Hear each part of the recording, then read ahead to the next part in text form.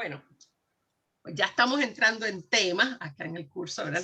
Y vamos, acuérdense que yo les comenté que en términos de fechas y eso, vamos un poco a ir y volver dentro de unos periodos y luego pasamos a la próxima etapa. Así que es normal que vayamos un poquito para atrás y para adelante, porque cuando están pasando más de una cosa a la vez hay que hacerlo así. Nos habíamos quedado en esto, estábamos hablando... Perdón. Yo no, te esto no pediría... es. Sí, No, yo te pediría una cosa, Ligia. Dime. No sé, a mí Esto me no era. pasa. Ajá. No, a mí Sí. me pasa, Sí. no sé a los demás, ¿no? Pero bueno, Sí. que cuando tú hablas demasiado rápido, es como que me cuesta seguir el hilo de cosas que, digo, muchas no nuevas, pero otras sí, muchas otras sí. Sí. Entonces, me gustaría como poder ir asimilando un poquito más, ¿no? Te pido, sí, te agradezco que me lo digas. Rápido me cuesta seguirte. Sí, te agradezco que me lo señales para tenerlo en la mente. Pasa que los caribeños hablamos muy rápido y a uno se le olvida. ¿Okay? Mi esposo no me entiende en español. Él toma clases de español con una argentina, pero a mí no me entiende. Así que sí, tengo que ir suave. Mi esposo está, sí, mi esposo sí es de los Estados Unidos. Entonces, tenemos ese lío. Pero yo tengo que pensarlo en, ok, Ligia, suave, con calma, ok.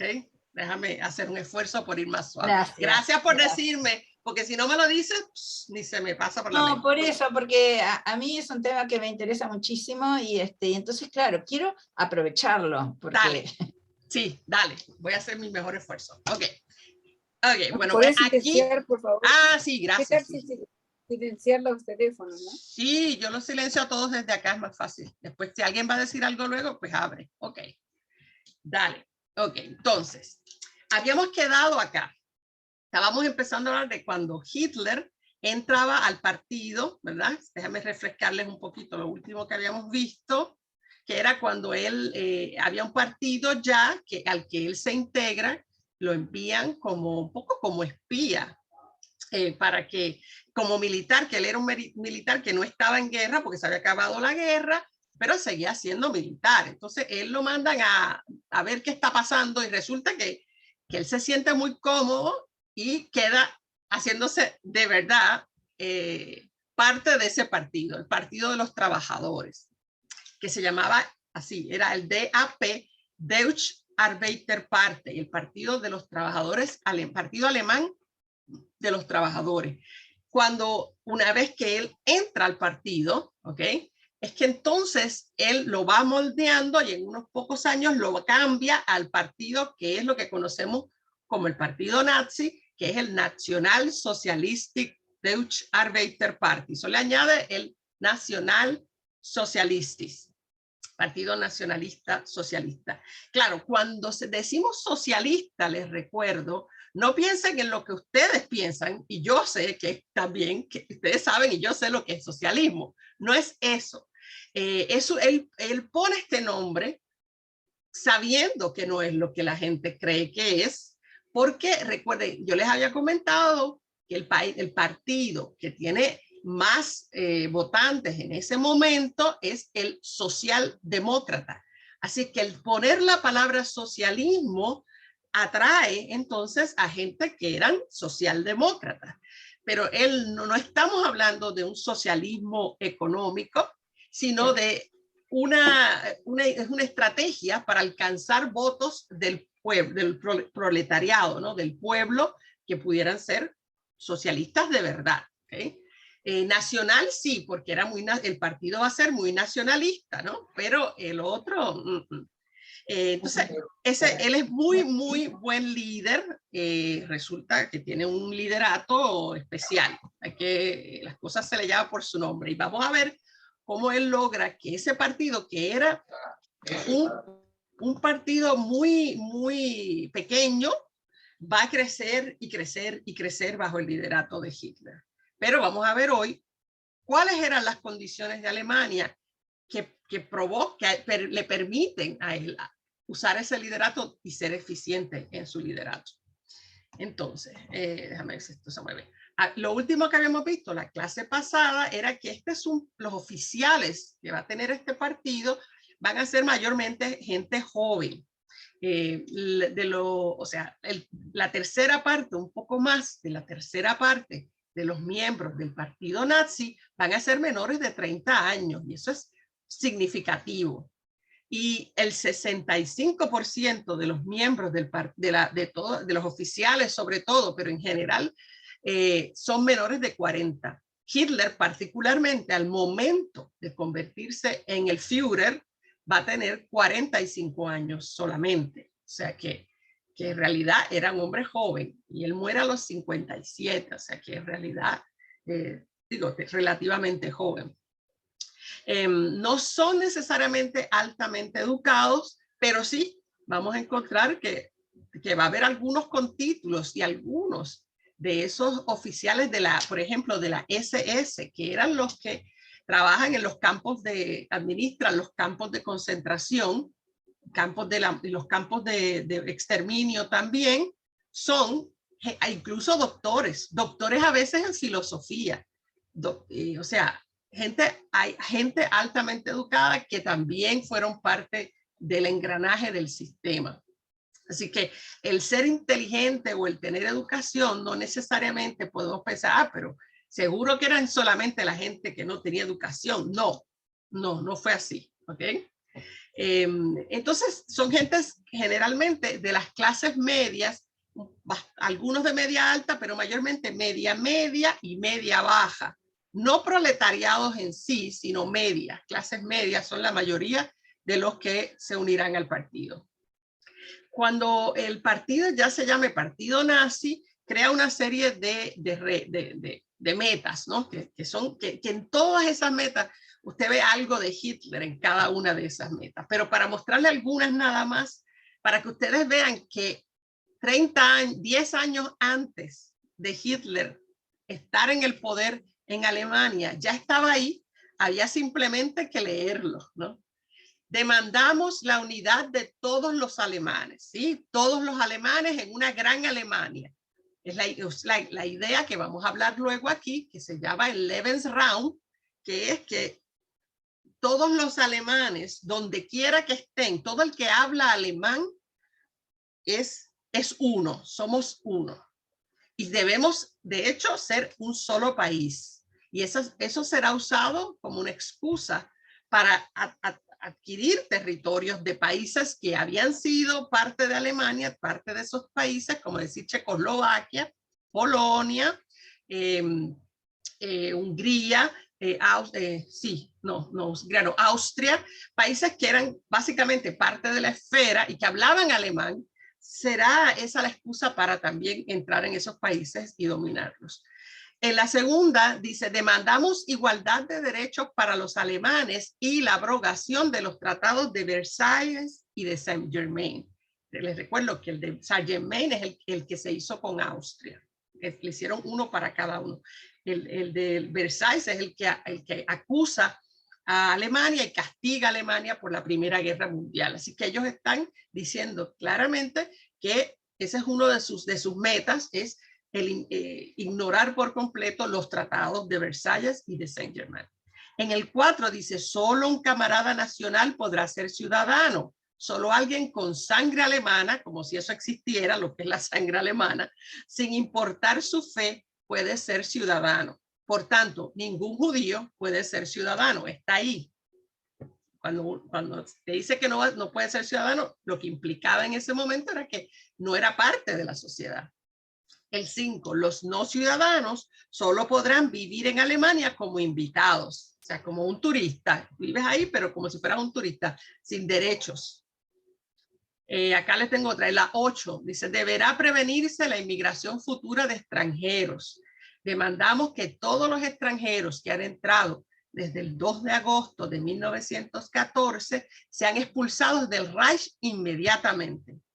Entonces, ahí está claramente quiénes, yo les comenté a ustedes, uno de los grandes grupos de extranjeros que entraron desde que empezó la guerra fueron los judíos ortodoxos del este de Europa, de Rusia y de otros países del este de Europa que venían, sobre todo los que venían de Rusia, que venían huyendo de la Revolución Rusa. Y entonces llegan hasta Alemania. Entonces está hablando de judíos otra vez, de una manera velada, pero lo está hablando ahí. Demandamos recurso legal contra las mentiras políticas maliciosas y su diseminación en la prensa. Y ya está hablando de que controlar lo que se publica. Para facilitar la creación de una prensa alemana, demandamos que todos los editores y empleados de los periódicos en lengua alemana sean camaradas raciales. ¿Qué significa eso? Bueno, camaradas raciales es de la misma raza de nosotros. Claro, hoy sabemos que ese concepto de raza es absurdo, pero en ese momento lo que él está hablando es de la supuesta raza aria, ¿no? Que sean blancos, de ojos azules, bla, bla, bla. Claro. Estas ideas, o sea, y sobre todo los símbolos que se utilicen, que va a utilizar Hitler y Goebbels, sobre todo para crear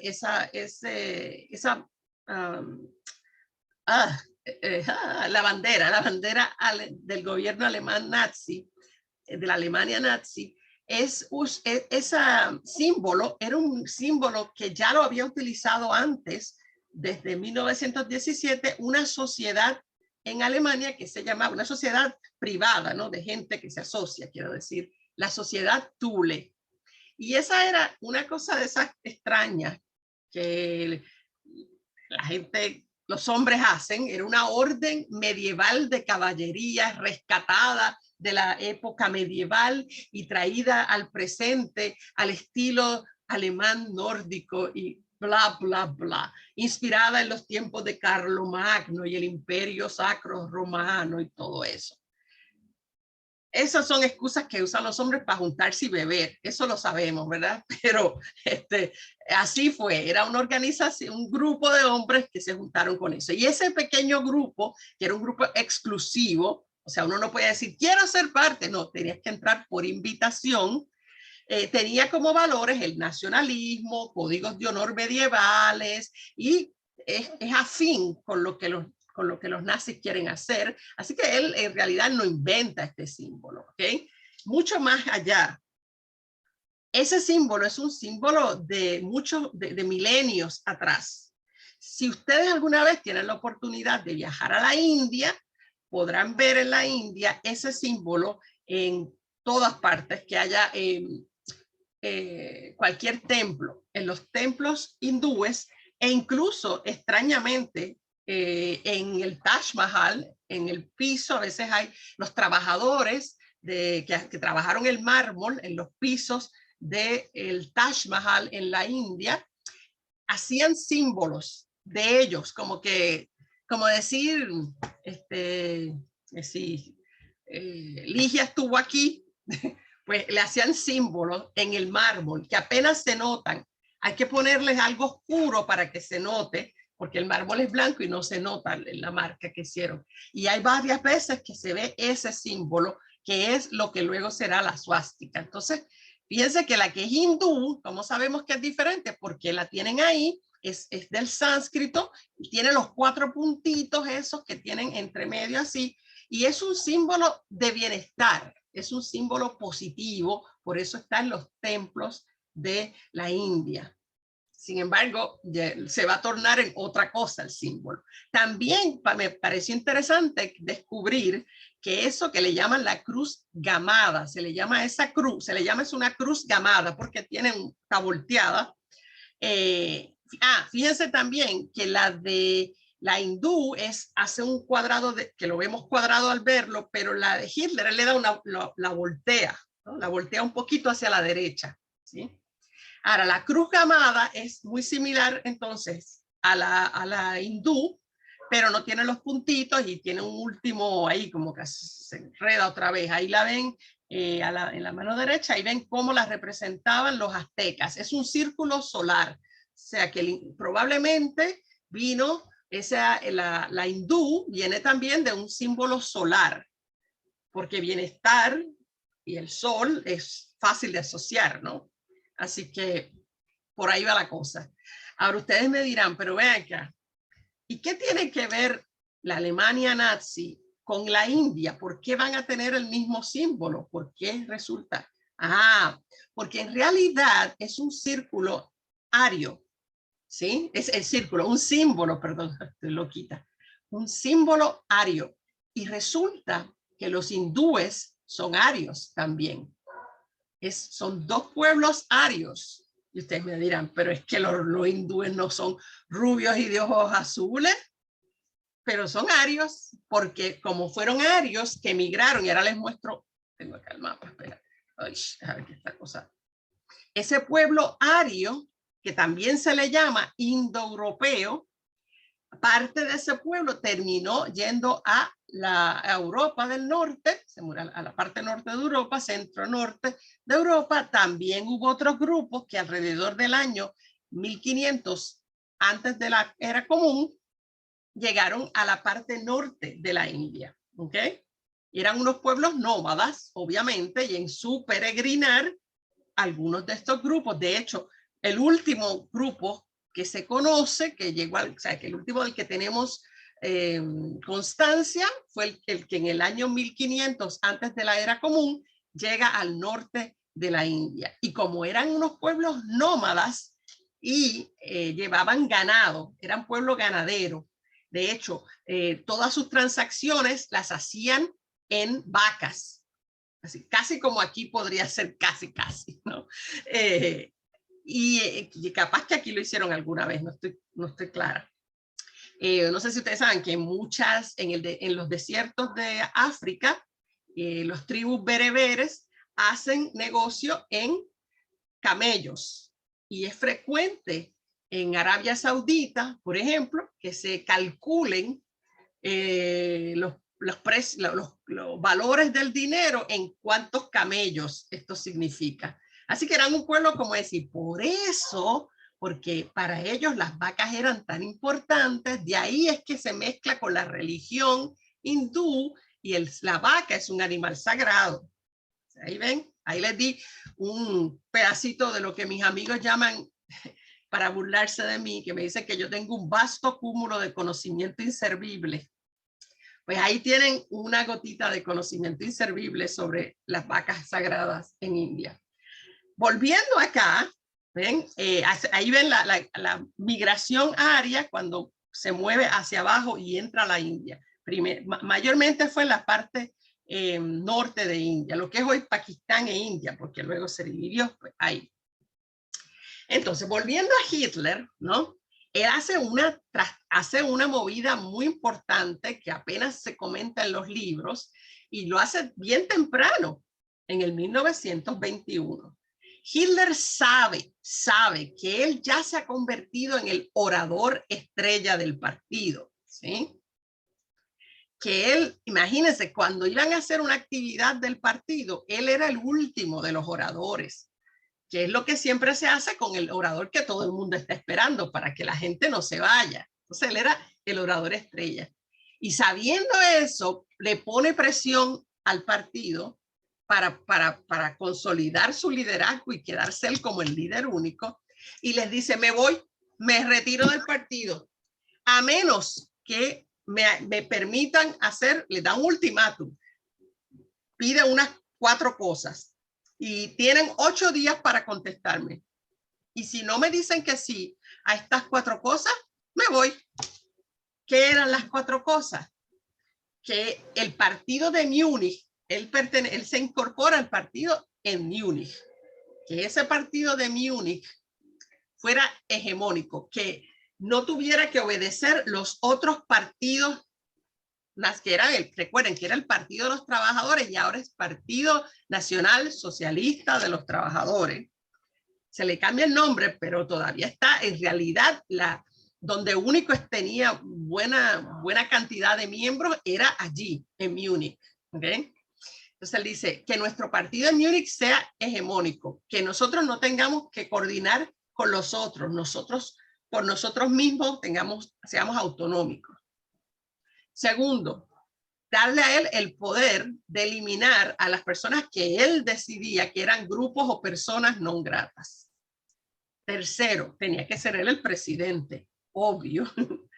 Y que no se hicieran coaliciones con rivales, que no se hicieran, no. El que quiera unirse al Partido Nacional Socialista tiene que entrar sin condiciones. No nos puede decir, pero me tienes que poner a mí de vicepresidente. Nada. sea, básicamente lo que quiere es control total del partido. Pero como sabe que está en situación de poder, le contestan sí. Y asume entonces el control total del partido en Múnich. ¿Okay? Así que es como él va consolidando poquito a poquito al poder. ¿Okay? Entonces, a los 2 años de esto, cuando él sigue creciendo, el partido ya tiene un periódico, el partido sigue acumulando más y más miembros. Yo le había puesto acá el número que tiene. No, en el 1925 todavía tiene más que 27,000 miembros. O sea que este partido es pequeño, pero ya se le ve por dónde viene, ¿no? Deja poner acá. Ok. Y entonces ellos organizan en el partido de Múnich, que es donde Hitler controla, el llamado Beer Hall Putsch, o el golpe de la cervecería de Múnich, de alemana, la cervecería de Múnich. Entonces, ¿qué es esto? Pues él se está copiando, sigue copiándose todo de Mussolini. Cuando Mussolini adquiere el poder, él, creo que fue en Milán, creo que es en Milán, donde él organiza una marcha que va a ir marchando hasta Roma. Y en lo que él llega en esa marcha a Roma, ya ahí el pueblo se le ha unido y ya él tiene el favor de todo el mundo y ahí asume el liderato. Entonces Hitler espera hacer lo mismo. Primero obtener el control militar de la zona completa donde está Múnich, que se llama la Bavaria, y de ahí marchar a Berlín. Lo mismo que hizo Mussolini. Pero no funciona. Ahí lo ven a él con algunos de los líderes, ¿verdad? Principales. La mayoría de ellos no tienen nada que ver hoy. El único de ellos que seguirá con él, de los que ven aquí en esta foto eventual, por algún tiempo será este que ven aquí a la izquierda de Hitler, que es el general Ludendorff. Y fíjese que él incluye a Ludendorff y Kriebel porque eran muy respetados por haber sido héroes en la guerra de la Primera Guerra Mundial. ¿Okay? Y él tiene gran admiración por ello. Y aquí bien a su derecha, después de este que está aquí atrás, este que ven aquí al frente, vamos a hablar de él unas cuantas veces, ese es Ernst Röhm, que está con él desde el principio. Ya lo ven ahí en esa foto que está. ¿Qué pasa? Ellos militarmente, esto es un levantamiento militar, ¿sí? Y hay un encontronazo con la policía, se disparan y en el tiroteo mueren 16 nazis y hay 3 policías que mueren. Así que no funciona. Uno de los que sufre, no es muerto, pero ¿verdad? Tiene una herida, es Hermann Göring, que les recuerdo, vamos a hablar mucho de él, porque él era va a ser el Reichsmarschall, o sea, el segundo después de Hitler va a ser él. Pues Hermann Göring, en el golpe de la cervecería, sufre una herida en la ingle. Por esa herida, a raíz de eso, es que él, el resto de su vida, hasta que lo apresen al final, él va a seguir siendo adicto a medicamentos como morfina, cosas así, para el dolor, medicamentos que él utilizará para tratar de controlar el dolor por esa herida que siempre le va a molestar. Él es uno de los que después que ocurre el golpe, él no es acusado porque él se va del país antes de que lo arresten ni nada. O sea, él lo hieren y él se va. De hecho, se va a Suecia. Él se va a Suecia y ahí es que él conoce a la esposa, que era una actriz sueca, bla, bla, bla.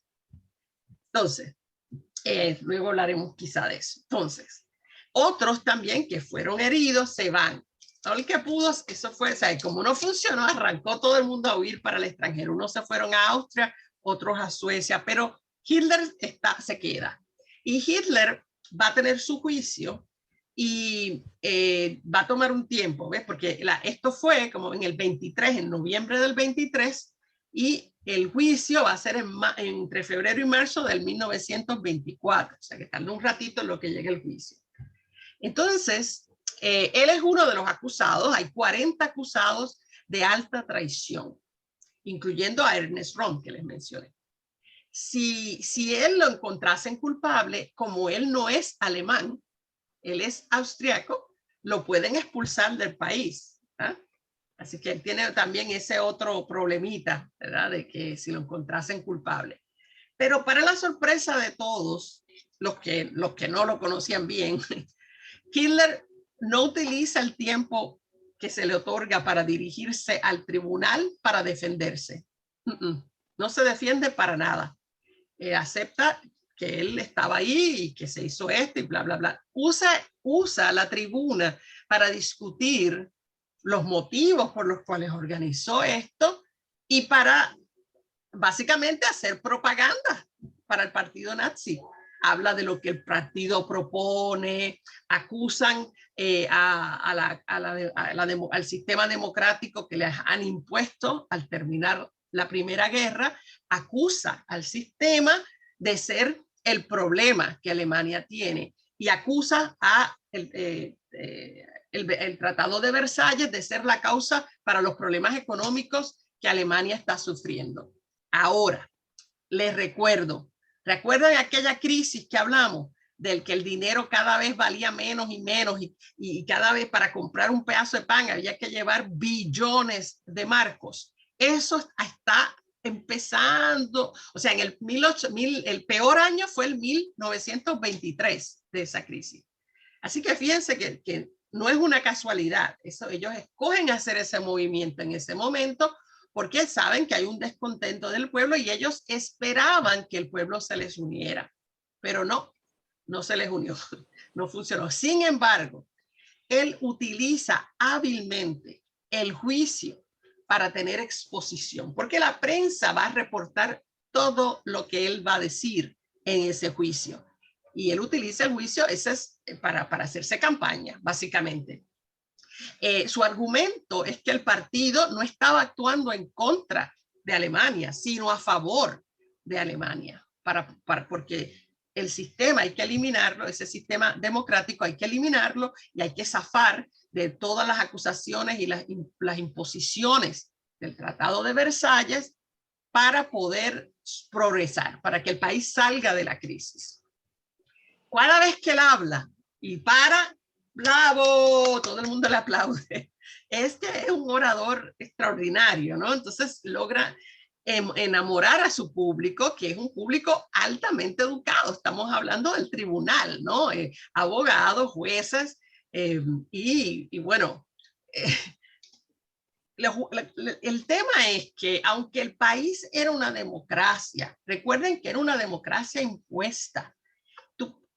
Parece una democracia, funciona como una democracia, pero la cabeza de la gente no es democrática.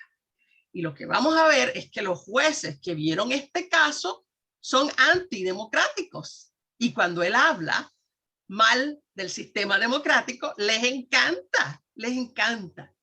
Para darles un ejemplo, para que lo vean bien clarito, les tengo aquí las palabras del fiscal acusador. Este es el fiscal que va a acusar a Hitler, ¿ok?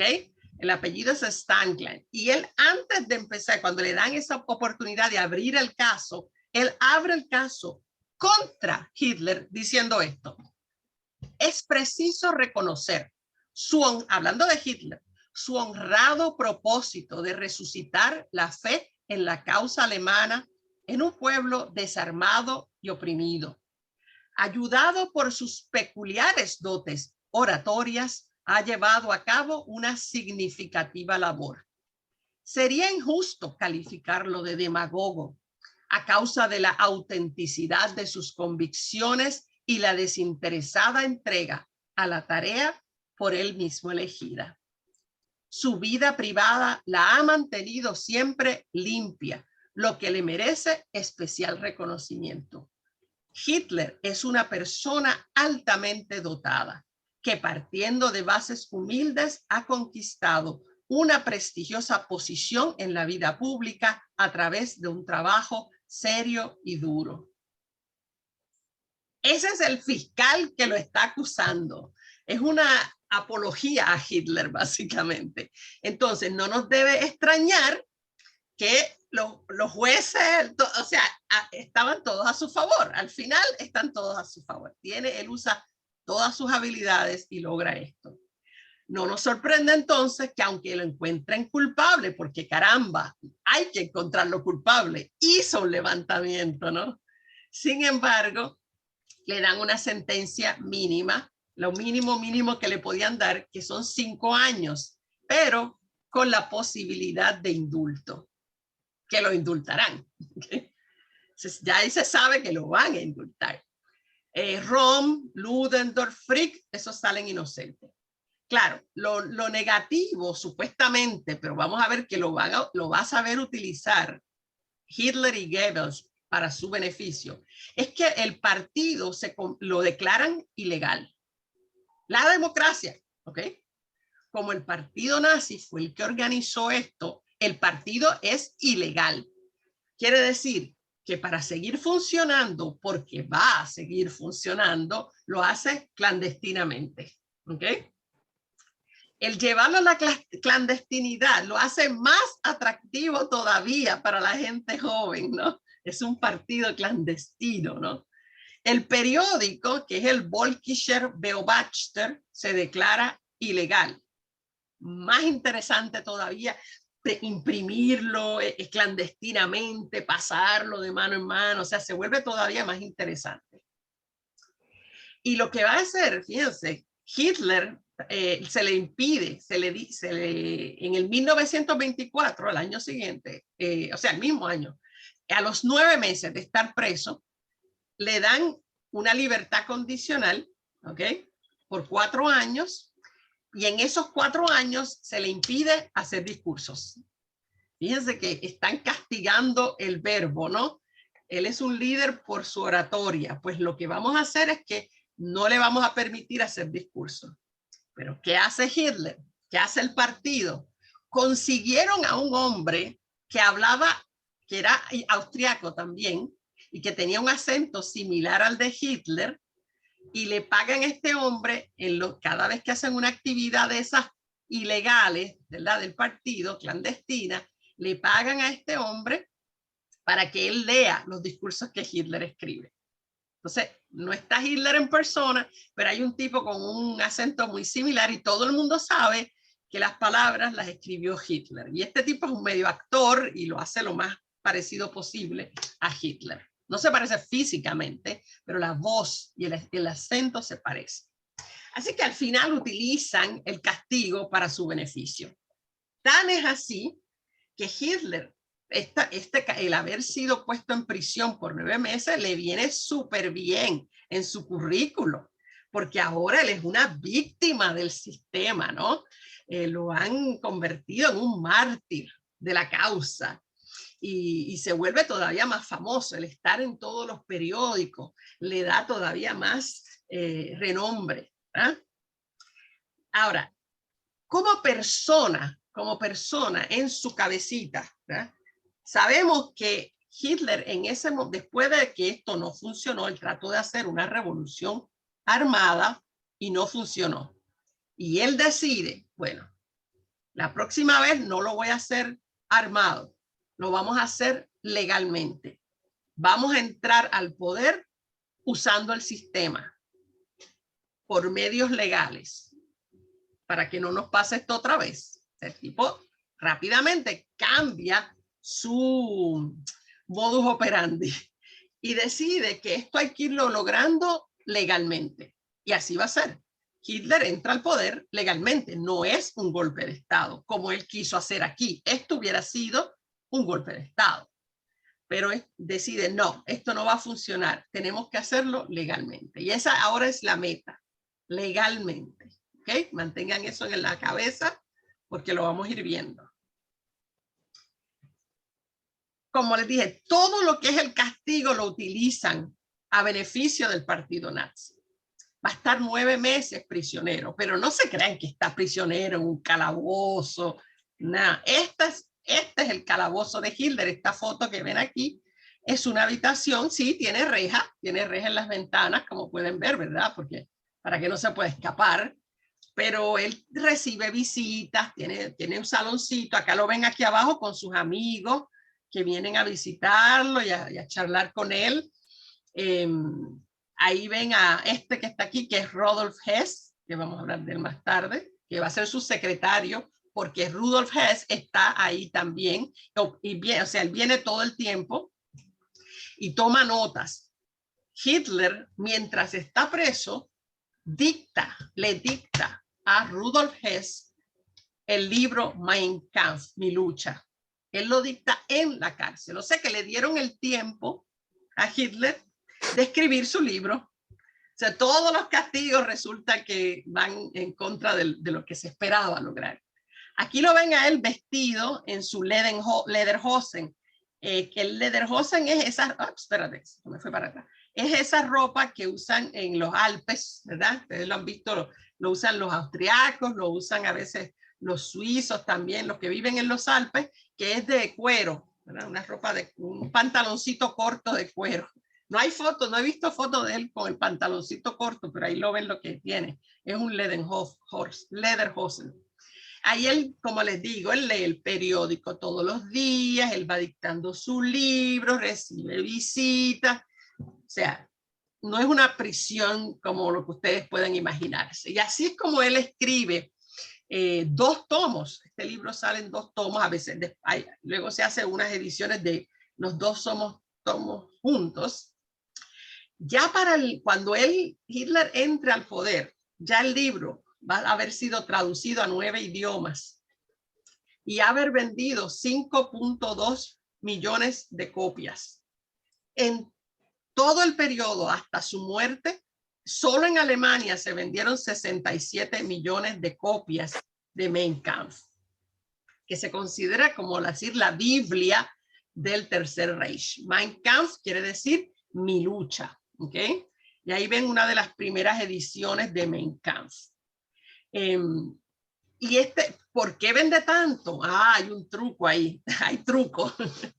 Una vez que en el 33 él se convierte en el canciller, durante ese año él se va haciendo de más y más poder, se convierte en la tradición, tipo inteligente, cada vez que una pareja se casa en Alemania, se les regala, en Alemania o en cualquier área donde Alemania controle, se les regala el libro de Mein Kampf. Es un regalo del Estado a la pareja para que tenga como si fuera una Biblia, para que la tenga en su casa y que lo lean. Al final, aparentemente, muy poca gente lo leyó, o por lo menos todo el mundo dice que no lo leyó, que se aburrieron, que no lo leyeron, No sé si lo dicen por conveniencia, pero parece que o sea, es interesante ahora para nosotros leerlo porque sabemos lo que pasó. Capaz que cuando es bla, bla, bla, suena muy bla, bla, bla. Pero bueno, ese libro, después vamos a ver lo que pasó después de la guerra, pero hoy en día ustedes lo pueden conseguir en el PDF, en internet fácilmente, gratis. Claro, cuando él se haga canciller, él no va a recibir ingreso, él se niega a recibir salario como canciller, como Führer, porque él solamente va a vivir de las regalías del libro. Claro, pero es que está vendiendo millones y millones de libros al Estado, le vende montones también, por tanto tiene buen dinero, ¿no? Pero legalmente es un dinero suyo que se lo merece porque él escribió un libro y lo vendió, punto, ¿no? Así que fíjense que está haciendo todo legal, ¿ok? Así va a poder comprar, yo les comenté que él era un muerto de hambre, ¿no? Se pasaba en las calles de Viena vendiendo acuarelas, y ahora se puede comprar su primer auto, que no les tengo que decir, es obvio que va a ser un Mercedes-Benz, ¿okay? ¿Qué más se va a comprar? Ahí lo ven orgulloso con su primer auto, su Mercedes-Benz.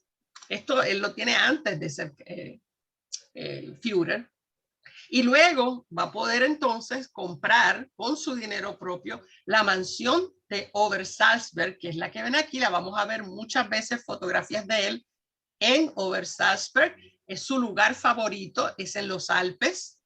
Y le llaman el Berghof también a esta casa, que es una casa que lo añadieron. Ya existía parte de la casa y lo que hicieron fue hacerla más grande, más luminosa. Fíjense aquí abajo, era el lugar favorito donde más tiempo pasaba él con sus visitas. Es la sala donde recibía las visitas y hablaban hasta de madrugada.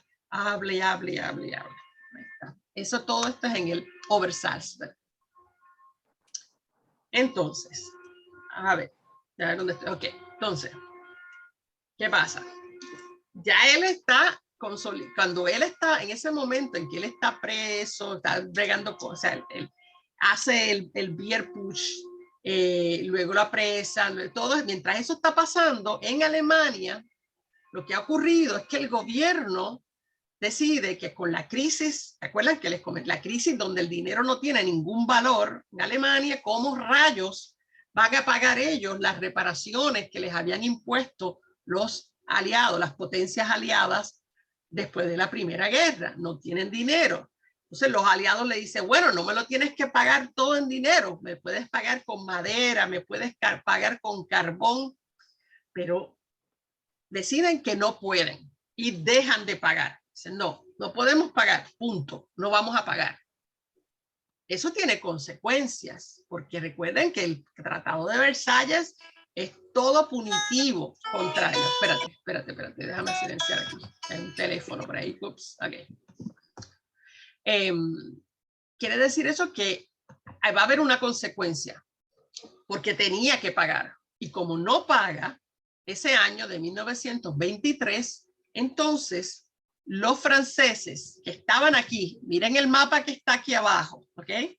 Esto es las dos riberas del río Rin. Entre medio de todo eso verde corre el río Rin, que separa las dos, ¿verdad? Tiene una parte que es de Francia y la otra parte es de Alemania. Como es parte, como en el tratado se había decidido que toda la zona a la izquierda y a la derecha del río va a ser una zona desmilitarizada, ¿ok? Por Alemania. O sea, Alemania, los alemanes que viven ahí se quedan viviendo ahí, ¿ok? Pero no puede haber militares alemanes en esa área. Sí puede haber militares de los aliados, eso sí, pero no puede haber militares alemanes en esa área. Entonces, ¿qué pasa? Que como no pagan, los soldados que Francia tenía en la zona desmilitarizada le dan la orden para que crucen completo toda la hora esa región de Renania, que se llama Renania, los dos lados del río Rin, y crucen y tomen esto que ven aquí en amarillito, que parece chiquitito, el Ruhr, lo que se llama el Ruhr, ¿ok? Se meten los franceses y los belgas, soldados franceses y belgas, entran al Ruhr y lo toman. ¿Por qué es importante ese pedacito? Porque esa es la parte más industrializada de Alemania. Está llena de fábricas, esa región está llena de fábricas por la cercanía del río, y hay minas de carbón, minas de hierro, se trabaja el acero, o sea, es muy valioso el Ruhr, ¿ok? Así que se lo toman, y cuando quiere decir que lo toman, lo que quiere decir es que toman toda la riqueza del Ruhr para controlarla, ¿ok? Por supuesto, los alemanes no están contentos, pero no puede haber, allí no hay militares que los detengan, porque por la situación no podía haber militares en la zona. Así que hay pocos militares que puedan llegar a tiempo para impedir. Se enfrentan civiles alemanes, civiles, tratan de resistir pasivamente, pero no, como no los dejan pasar, los belgas y los franceses los atacan y resultan 130 civiles muertos.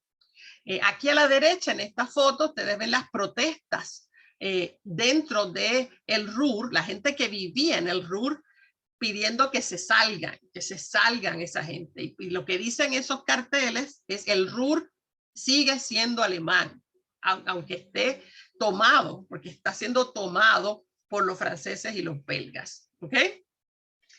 De ahí no se van a mover en el 23, el 24 y es en el 25, 1925, que finalmente, porque los otros aliados le dijeron, está mal, vamos a darle una oportunidad, hay que darle la oportunidad que paguen, vamos a salir, tienes que salirte del Ruhr. Finalmente le devuelven el Ruhr a Alemania. ¿Ok?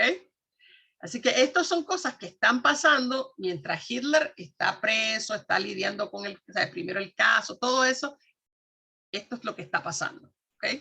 Esto es importante porque fíjense que por primera vez deja de cumplir con las condiciones del tratado y rápidamente los franceses y los belgas entran y le quitan una de las cosas más preciadas que tiene Alemania. ¿Ok? Así que eso ocurrió. Espera, déjame buscar aquí. Sigue la inflación. Como yo les había dicho, fíjense que en el año 1923, $1 son 4.2 trillones de marcos. Es una locura, yo se lo había comentado antes. Pero entre el 24 y el 29, como dejaron de pagar el Versalles, ¿no? Van poco a poco, el gobierno empezando a estabilizarse, empiezan a mejorar y ¡pam! Les cae la Gran Depresión, de la que hablamos también en 1929. ¿Ok?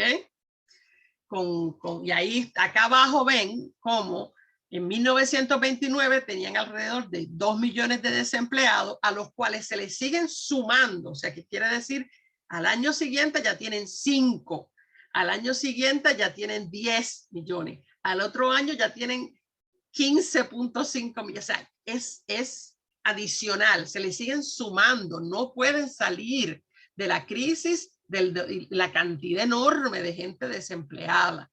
Y ahí no hay sistemas de sociales, de apoyo social. El que no tiene trabajo, no tiene dinero, no come. Así que está el país en crisis otra vez. ¿Okay? Por eso no nos debe extrañar que el partido nazi va adquiriendo más y más votantes, ¿verdad? Más y más apoyo, porque la crisis, los países cuando están en crisis, quizá ustedes lo saben mejor que yo, porque ustedes han vivido crisis, nosotros también, cuando los países están en crisis, sobre todo crisis que la gente se vuelve violenta, que aumenta el crimen, que la gente pierde la esperanza, viene un partido como el partido nazi a decir, hay que vengarnos, nos jodieron básicamente, los jodieron y hay que vengarnos y hay que rescatar lo que nos quitaron, porque nos trataron de destruir. Y ese mensaje funciona muy bien. Además, los países cuando están en crisis que provocan desorden, hacen lo que sea por obtener orden. ¿Ok?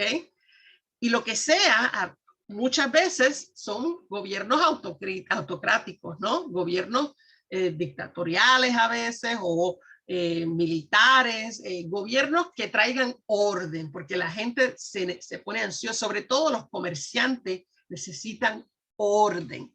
Y los países, lo hemos visto, ustedes saben, en distintos países, en este país, en la historia de otros países, cómo la gente se ha metido en unos gobiernos espantosos simplemente por esa necesidad de orden, ¿verdad? Porque se asocia el orden con progreso y bueno, necesitamos vivir en sociedades ordenadas.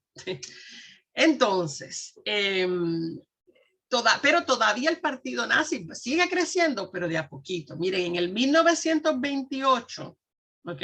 Que es antes de que empiece la segunda crisis, había 491 diputados en el Reichstag y solo 12 eran nazis.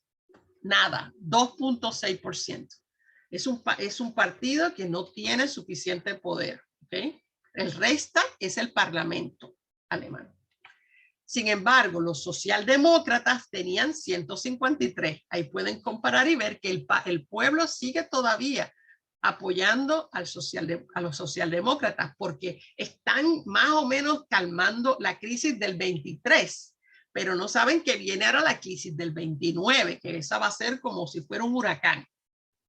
Y entonces ahora es que ellos van a poder tener su oportunidad. Y uno se pregunta, ¿cómo es posible que un país como Alemania, ¿cómo es posible que aceptara a ese mediocre? Que uno piensa, ese tipo que no era un nadie, el tipo es un nadie. Bueno, cierto, pero es que hay unas condiciones en el país que provocan que la gente cambie su manera de pensar un poco, poquito. Fíjense, para que vean la cultura de Alemania, les puse aquí algunas cosas que son interesantes, ¿no? Como fue un alemán quien descubrió el primer antibiótico después que se descubrió la penicilina, que es la sulfa, lo que le llamamos la sulfa, o la sulfanilamide. Va a ser en el periodo ese de poco antes de la Segunda Guerra. Tenemos a Hertz, Heinrich Hertz, que fue el que no inventó la radio, porque ese fue un italiano, ¿verdad? Marconi, pero sí descubrió las ondas electromagnéticas esas, y por eso es que se llaman megahertz y esas cosas, ¿verdad? Otro es Berliner, que inventó el gramófono o tocadiscos, ¿verdad?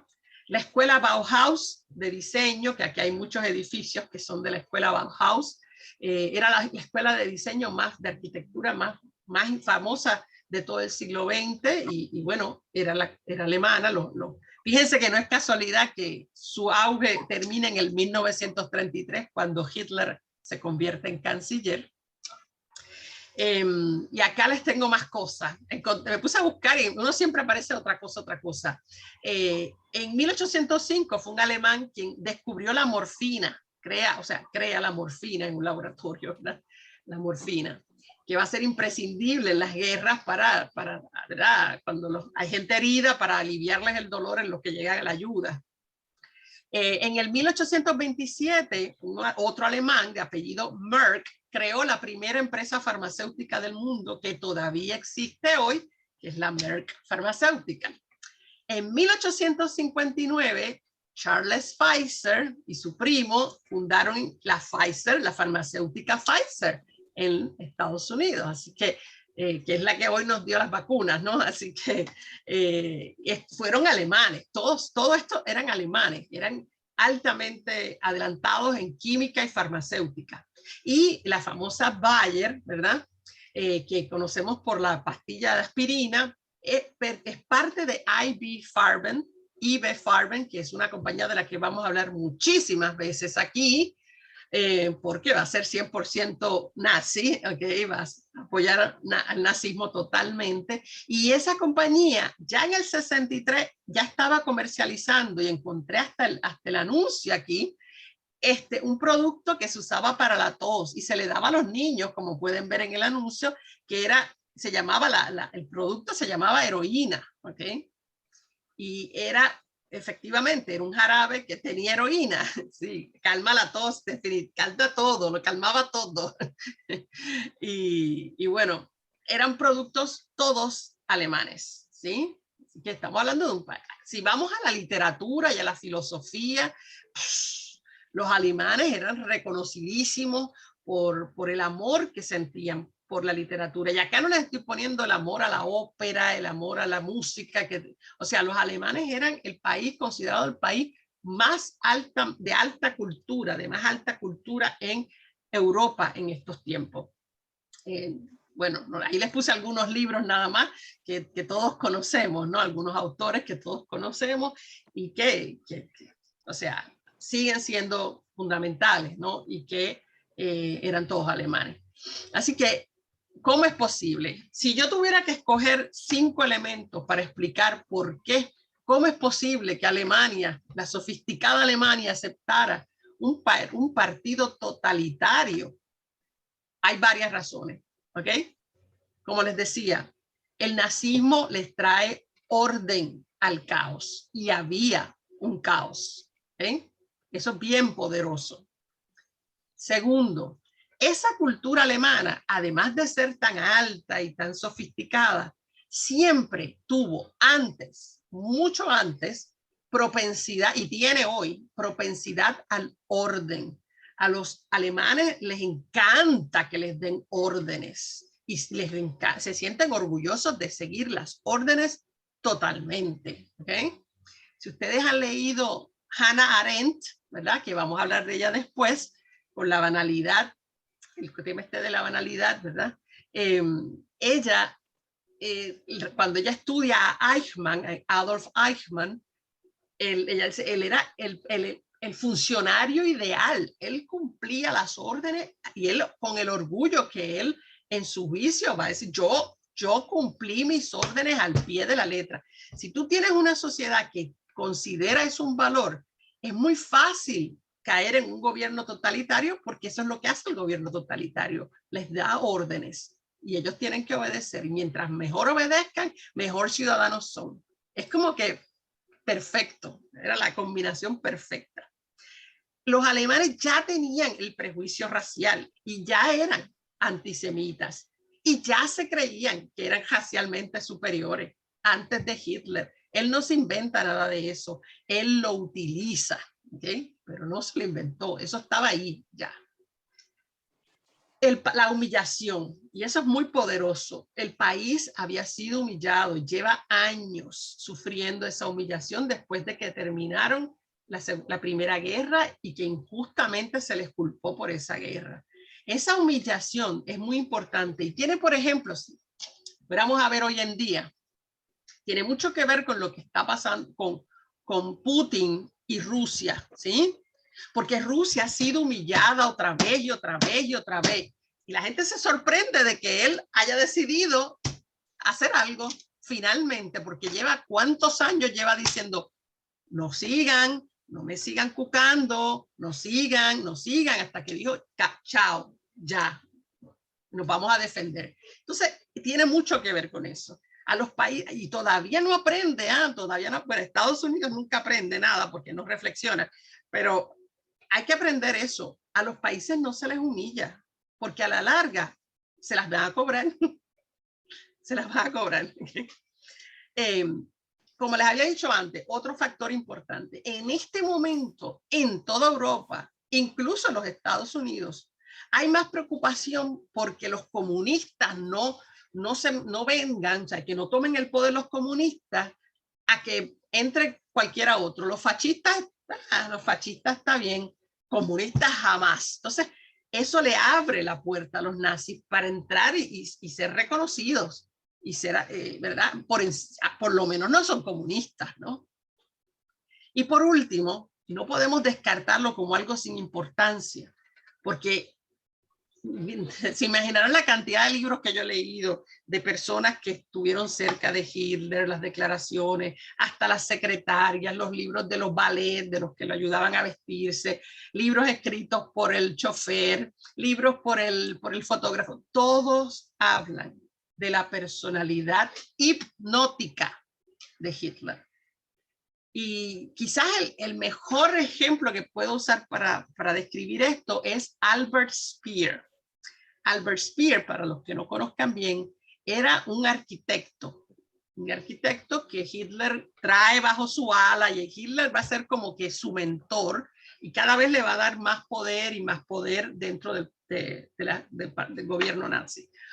Era un hombre muy educado, hablaba varios idiomas, un tipo que había vivido en otros países, o sea, mucho más educado y sofisticado que Hitler, que era fácil, ¿no? Ese hombre estaba hipnóticamente adherido a Hitler. Tan es así que, como veremos en algún momento del curso al final, cuando todo se está acabando, cuando ya faltan horas básicamente para que Hitler se suicide, y están siendo bombardeados Berlín y están a unas pocas calles de donde está el búnker de Hitler, ya están los rusos, el país está siendo bombardeado. Albert Speer logra convencer a un amigo piloto de que le preste el avión y él se va solito, porque él era piloto también, creo que así es el que se va. Y él viene y entra a Berlín, que están bombardeando, o sea, es una locura, y él entra solo para despedirse de Hitler y para tratar de convencerlo de que no se suicide. Y lo ama. Y él lo dice en su libro, no es su libro, el libro que escribieron sobre él. Él amaba a Hitler. No como hombre, o sea, no, aunque hay algunos psicólogos que dicen que era una relación como de amor homosexual y todo eso, yo no creo, pero sí como se ama a un mentor, ¿no? Como se ama a un mentor. Así que él tiene una personalidad que atrae y que atrapa a las personas. Y eso también le va a ayudar, porque cuando él necesite dinero, recaudar dinero en el partido, la gente rica, como él sabe manejar bien, él se los echaba en el bolsillo, ¿no? Y consigue apoyos de aquí y de allá porque tiene una personalidad hipnótica. ¿Okay? Uno quisiera pensar, no, debe ser un hombre horrible, malvado, pero la realidad es que no lo era. Como persona, o sea, si lo hubiéramos conocido nos hubiera caído bien, probablemente, es la idea. Y entonces, y como que aparte de eso, este partido, como es totalitario, como yo les había explicado antes, aquí como repasando, es un partido omnipresente, totalitario, está en todo, lo toca todo, lo controla todo, ¿ok? A pesar de que en el partido no son muchos, cada vez es más presente, más presente. Para los miembros es omnipresente, aunque no sean mayoría, ¿ok? Nunca van a tener mayoría de los votos en ninguna elección, nunca. Pero es que están en todo, ¿ok? Es presencia constante. ¿Cómo? En las marchas, y eso vamos a ver mucho de eso. Esas marchas que aunque sean todos los miembros del partido están marchando, pero parece que son un montón, ¿no? Pancartas, poniendo promoción, las banderas, andan con unos brazaletes especiales para que les pregunten, ¿y ese brazalete? Del partido nazi. Y una de las reglas para los miembros del partido es que cada miembro del partido tiene el deber de reclutar a otros 3. Y así es como se crece, así es como crecen los grupos fácilmente y rápido, ¿no? Si cada uno trae 3, ¡boom! Es un boom, ¿no? Cuando el periódico Völkischer Beobachter, que lo ven ahí, es el que está allá a la izquierda, sea otra vez legal, porque eventualmente se cumplen los 4 años y vuelve a ser legal, para cada miembro tiene que conseguir a un suscriptor, otro suscriptor del periódico. Así van haciendo que el periódico crezca en circulación, ¿sí? Entonces, los miembros del partido están obligados, porque si no los pueden expulsar del partido, y en este momento es cool, está nice ser parte del partido. Cada uno tiene que ir por lo menos a una asamblea al mes. O sea, que ellos hacen el quórum a la cañona y hacen muchas actividades. Esa gente que se sentía solita en sus casas, que no tenía mucho que hacer, todo el tiempo están haciendo excursiones, vamos para aquí, para allá, conciertos especiales con la música favorita de Hitler, que es Wagner, fiestas, muchas fiestas. Para las desde el nivel de comunidad se celebra todo se hace una fiesta para que la gente se junte y van haciendo grupos, ¿ok?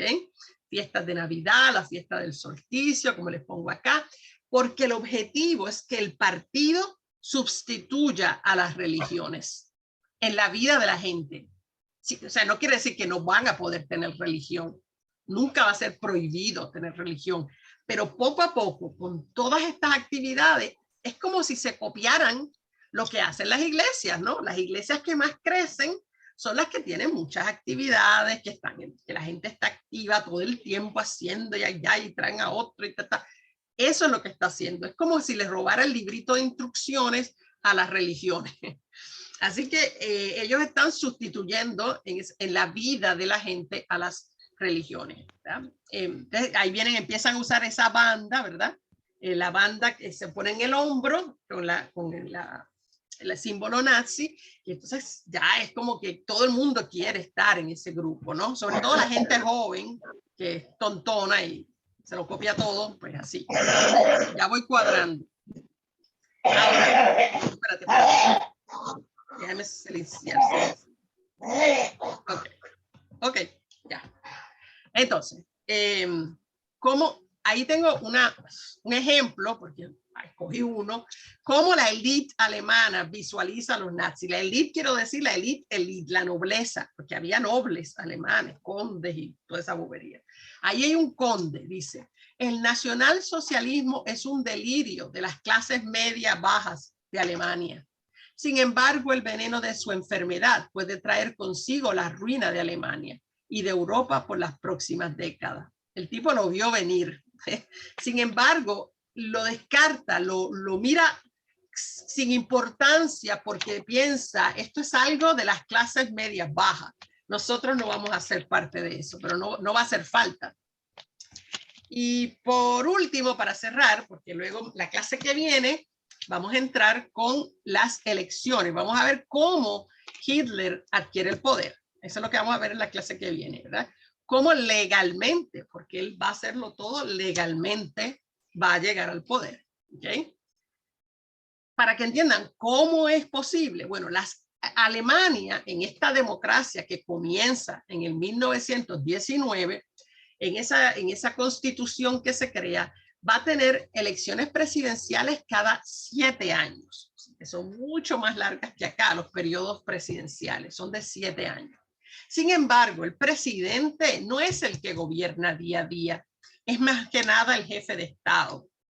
El presidente nombra al canciller, que es el presidente del gobierno. ¿Okay?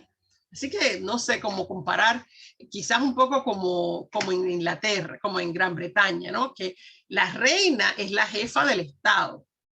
Sin embargo, ya no es la que gobierna todo el tiempo. El que gobierna es el primer ministro, ¿verdad?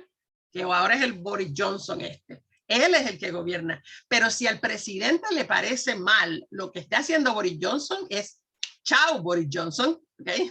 Lo mandan a casita a Boris Johnson y escogen otro. Claro, el Reichstag, que es el parlamento, ¿ok? Las elecciones pueden ser llamadas a elecciones en cualquier momento. Así pasa también en muchos países de Latinoamérica. De pronto viene un presidente nuevo y dice, yo con este parlamento no puedo trabajar, así que disuelve el parlamento y llama a elecciones para que les cojan otro parlamento con el que ellos puedan trabajar. Y si no funciona, llaman elecciones otra vez. Y por eso es que acá les pongo para que vean. Hubo en el periodo antes de que Hitler entre al gobierno solo 3 elecciones presidenciales, ¿sí? La del 19, la del 25 y la del 32, ¿ok? Porque son las únicas, son cada 7 años, ¿ok? Entonces, siempre las 3 las va a ganar el Partido Socialdemócrata, ¿ok? La del 1919 la gana Friedrich Ebert. Después las otras 2 las va a ganar el general del ejército, el héroe Paul von Hindenburg. Ganan el 25 y ganan el 32. ¿Okay? Ahora, si se fijan en la otra columna, las elecciones parlamentarias, hubo 1, 2, 3, 4, 5, 6, 7 elecciones en un periodo que solo hubo 3 presidentes. Y es porque cuando los presidentes quieren o consideran necesario, con todas las crisis que tenían, imagínense, pues hubo cambio. Hubo en el 2019, en el 20, en el 24, en el 28, en el 30, 32 y 33. Así que por eso es que hay muchas más elecciones presidenciales que, parlamentarias que las presidenciales en este periodo. ¿Ok? En las parlamentarias, el partido nazi va a ir poniendo candidatos. Y, por ejemplo, en el parlamento va a sentarse Goebbels, Joseph Goebbels se va a sentar en el parlamento, y el otro, ay, se me acaba la cabeza, Goering. Goering va a ser el presidente del parlamento también en un momento dado. Hitler va a ir a elecciones en el 32. Esas elecciones presidenciales del 32 es la única elección que él va y no gana. Él nunca gana la elección presidencial. Hitler nunca la gana. ¿Okay? Pero se va a convertir en canciller. Hindenburg, estúpidamente, como vamos a ver en la clase que viene, lo nombra canciller. Y fue un gran error. Y vamos a ver por qué en la clase que viene y cómo él utiliza las leyes, ¿sí? Para hacerse, una vez que se haga canciller, es genial cómo se manipula todo para obtener cada vez más y más poder en su persona hasta que se queda con todo el poder. Que en eso vamos a la clase que viene. Ahora yo termino aquí y abrimos, déjame cerrar esto aquí, espérate. Stop share. y podemos contestar preguntas, oír comentarios, lo que ustedes quieran. A ver, Lea, estás ahí alzándome la mano, te veo. Abre tu micrófono. La verdad, Lidia, no tiene mucho que ver con el tema que estamos tratando, pero es algo que tú dices y que me quedó zumbando, y que como no lo sé, y si tú lo debes saber, a ver. ¿Qué es lo que, por qué tú decís que en los últimos tiempos Rusia se sintió, digamos, despreciada o menospreciada? Es decir, ¿por qué? ¿En qué? Bueno, pero para Putin, perdón, pero para Putin, la peor tragedia del siglo XX fue la caída del socialismo y la pérdida de todos los territorios que perdió, ¿no? Bueno, Hungría, Letonia, Lituania, Estonia, yo sé, todos los países de la cortina de hierro que dejaron de pertenecer a Rusia. Sí. Eso fue la peor humillación para Putin. El desmembramiento de la Rusia. El desmembramiento de la Unión Soviética. Claro, sí. De la Unión Soviética. Pero y claro, lo hicieron los de afuera. Lo hicieron. No, sí, lo hicieron de afuera. Sí. Bueno, o sea, sí, vamos a poner, la revolución es la revolución, como le dice, la de terciopelo, ¿no? Que no fue una revolución armada, pero se van separando, todas esas, se van separando lo que eran los países de la Unión Soviética. Sin embargo, a pesar de que eso sí es fuerte, ¿no? Sin embargo, la Federación Rusa se mantiene, ¿no? Que es la Rusia y algunos Bielorrusia y qué sé yo. Y él mantiene cierto poder, pero ya, como ya se acaba la Guerra Fría, ya nadie le da bola, nadie les da bola, ¿ok? Entonces, peor aún, cuando cambian a capitalismo, hay una crisis al principio en Rusia, muy seria, una crisis social, ¿sí? Porque cambiar la mentalidad de la gente de socialismo a capitalismo no está fácil. Empiezan gente a hacerse multimillonaria, aprovechándose del nuevo sistema. O sea, hay muchos problemas sociales. Claro, que la humillación de dónde viene, de que ellos van a pedir ser parte de la OTAN. Él va a pedir y se le dice no, ¿ok? En un momento dado, él dice, nos gustaría considerar estar en la Unión Europea. Le dicen no. ¿Entiendes? Entonces ahora se quejan de que él no quiere cuentas con la OTAN y ni con la Unión Europea. Bueno, pero es que ustedes le dijeron que no, ¿ok? Entonces eso nadie lo dice, eso se olvidó. ¿Con qué base se le dijo que no?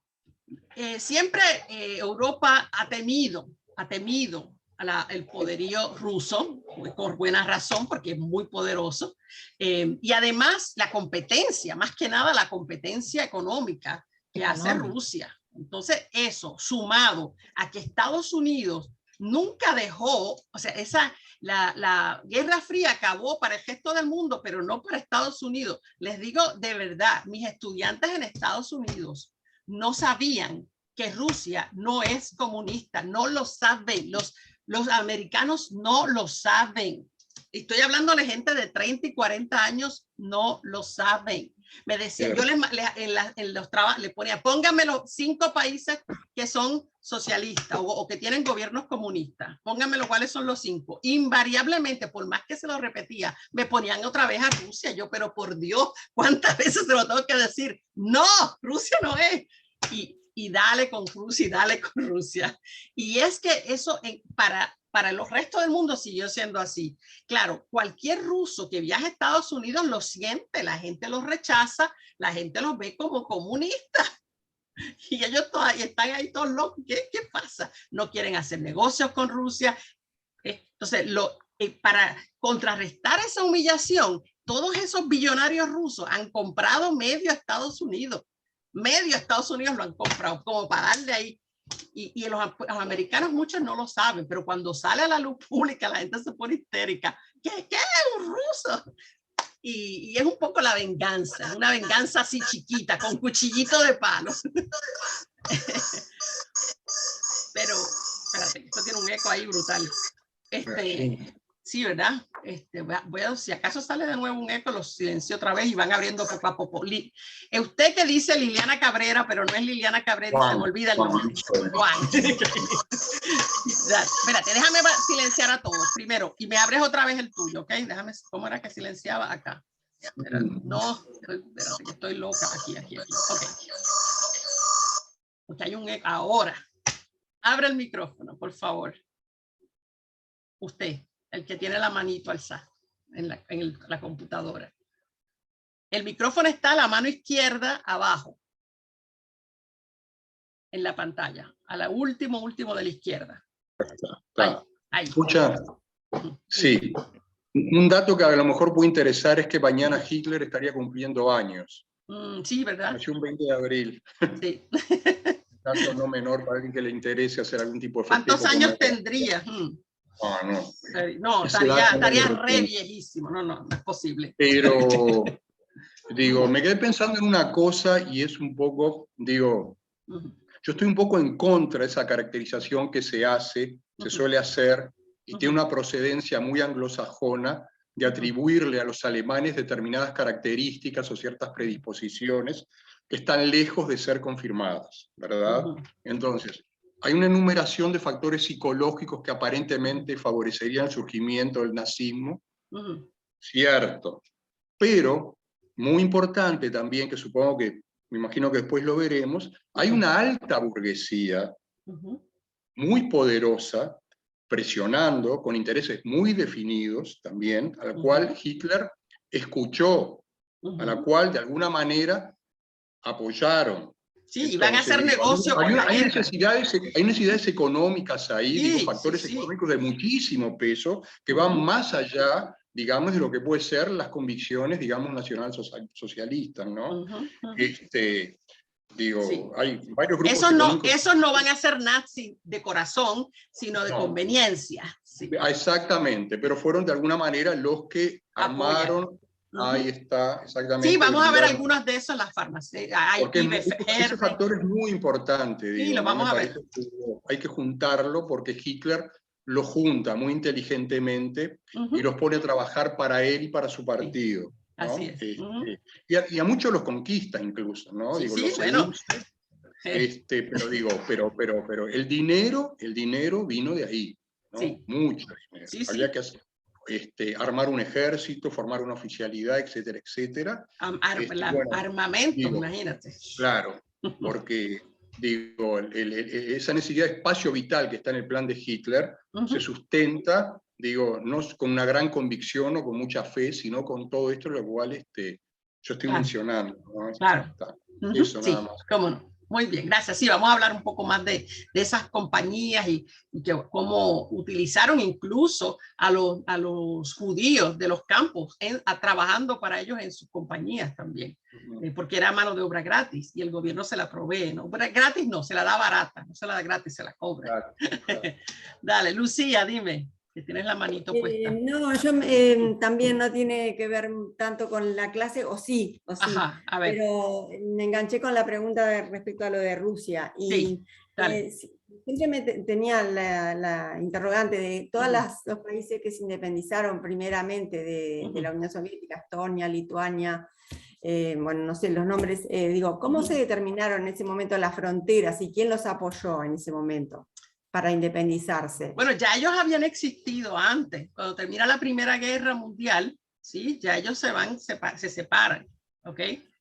Acuérdate que esa parte había sido cedida por el imperio ruso, no, ya era la Unión Soviética. Para poder salir de la Primera Guerra Mundial, le cede toda esa tierra a Alemania. Y cuando Alemania pierde, los aliados le dan pedazo de eso a Polonia, crea Estonia, Lituania, se van creando estos países que van a durar poco porque, o sea, como independientes, porque entonces viene la Segunda Guerra, pero en ese periodo entre guerras sí se desarrollan como naciones y eso todo se hace a través de los acuerdos que se hacen al terminar la Primera Guerra.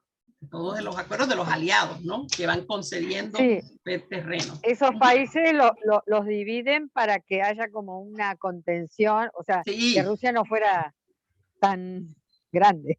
Claro, ¿no? Y que y que ya lo había perdido, o sea, no es de Claro. Rusia ya, lo había perdido en el Tratado Brest-Litovsk en el 18, en el 17 para salir de la guerra antes. Eso fue una decisión de Lenin y del partido, de la Unión, o sea, el Partido Comunista.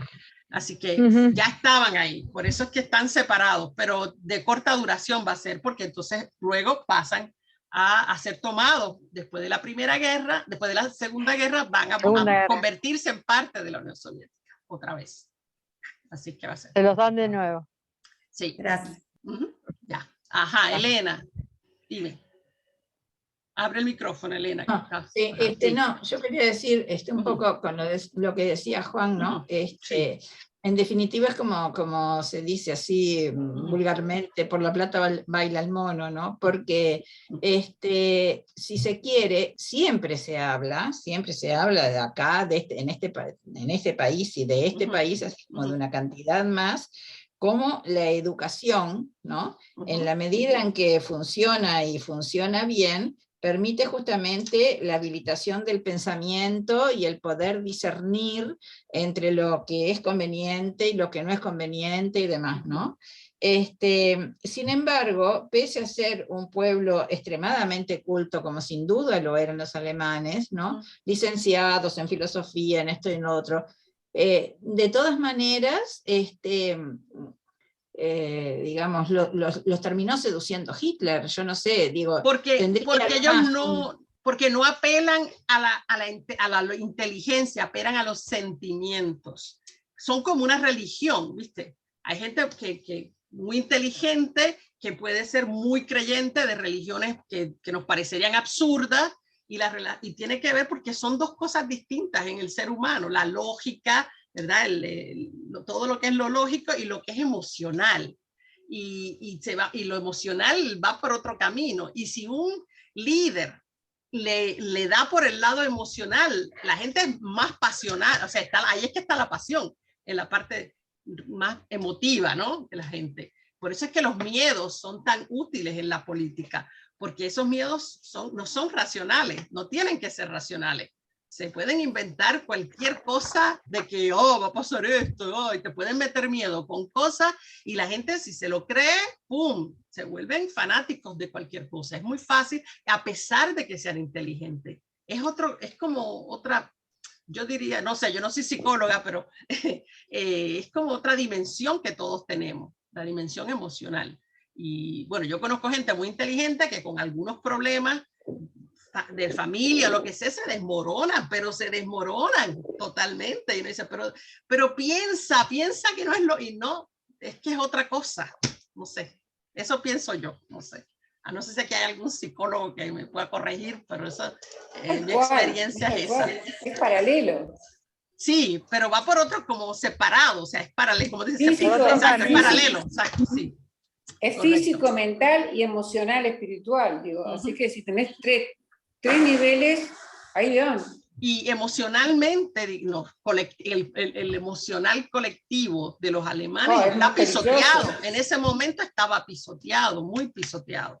Y por supuesto viene un líder, un partido y les dice, vamos a recuperar nuestro lugar en el mundo, vamos a deshacer este abuso que se hizo contra nosotros. O sea, es una retórica y ellos son como una religión, lo repiten y dale, y aquí y allá, y como les digo, es omnipresente, ese mensaje y la propaganda, está omnipresente. Por eso, la propaganda. No hay manera de esconder. Ya vamos a ver después, está en todo, está en los juguetes de los niños, está hasta en las bolitas del árbol de Navidad.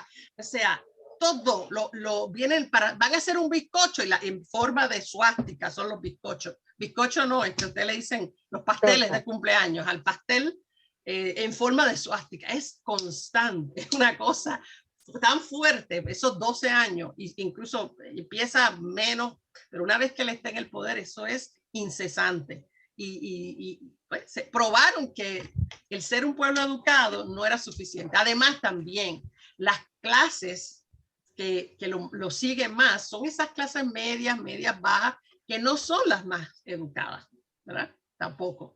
Capaz que sí tienen una educación, pero en Alemania el sistema educativo te lleva, igual que aquí, que te vas por la parte que va a ir a la universidad y están los otros que se preparan para como aprendices, hacen los aprendices de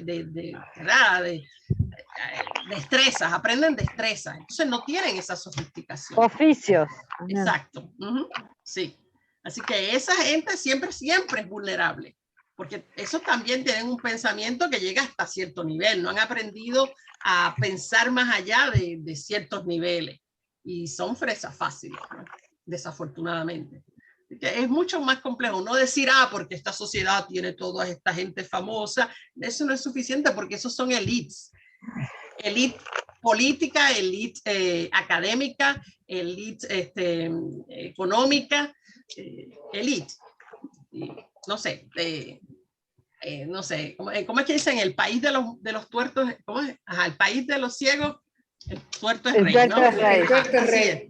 Sí, yo, por ejemplo, yo en mi pueblito, nosotros no teníamos mucho dinero, pero mi papá era un hombre muy educado y por tanto era elite en el pueblito, ¿sí? Y estoy segura que aquí pasa igual, en esos pueblos del interior. Quizás el director de escuela es el tipo, el elite, ¿sí? No podemos juzgar a todo el pueblo por el director de escuela. ¿Sí? No sé. Gracias, Ligia. Sí. Ajá. Bueno, muchas gracias. Bueno. Muchísimas gracias, Ligia. A la orden. Seguimos en esto, ya saben, la semana que viene es importante porque vamos a ver cómo él va tomando el poder. Así que los vemos entonces. Y seguimos en esto, ¿ok? Bueno, Bueno, hasta la próxima. Pasen bien. Gracias. Linda semana. Chao, chao. Gracias. Chao.